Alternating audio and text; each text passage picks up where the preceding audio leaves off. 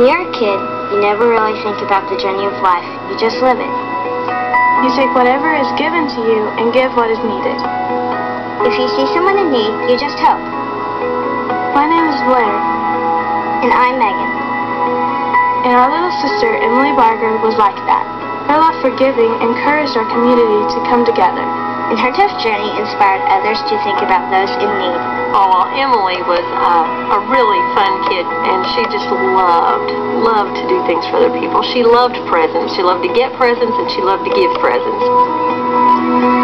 She was your typical little girl. She liked to have fun. She loved babies. I've never seen a little girl who loved babies as much as she did.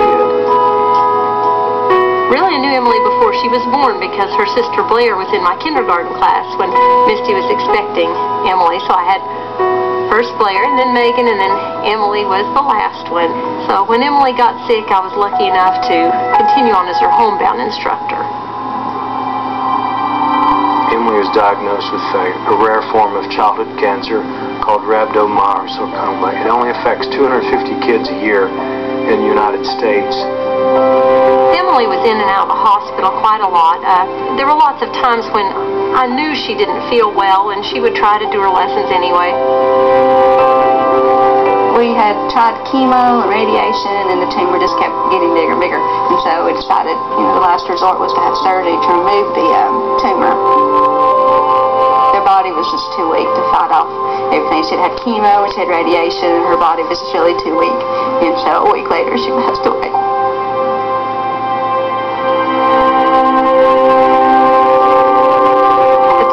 Journey with the whole butterfly thing. Of course, when Emily was in the hospital, she hatched a butterfly from a chrysalis and named it Sarah, and the whole butterfly thing took off.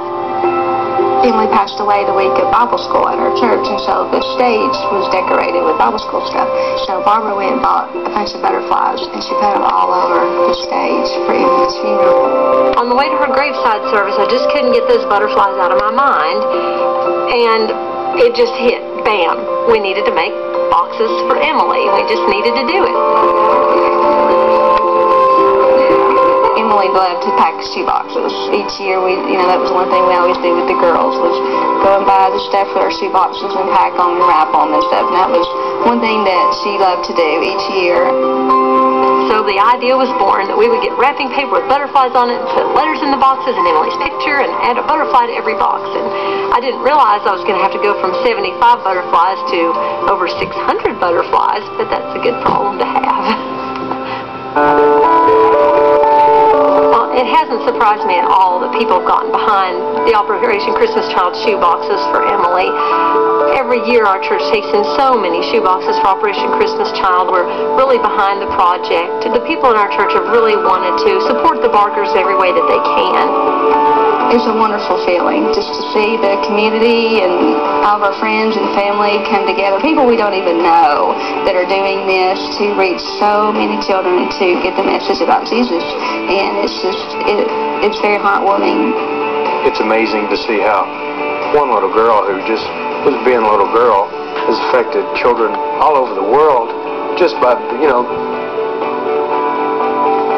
doing what a normal little kid would do. I remember sitting down packing boxes with her, and just it's just hard to imagine what this would eventually lead to and the plans that God had for us that we had no idea. I know that God has each one of these boxes in store for every particular child that's going to be handed a box, and it's going to be a beautiful day. Our sister would be glad to know that over 800 butterfly boxes were delivered to hurting children that first year. To find out more about Operation Christmas Child, visit SamaritansFirst.org.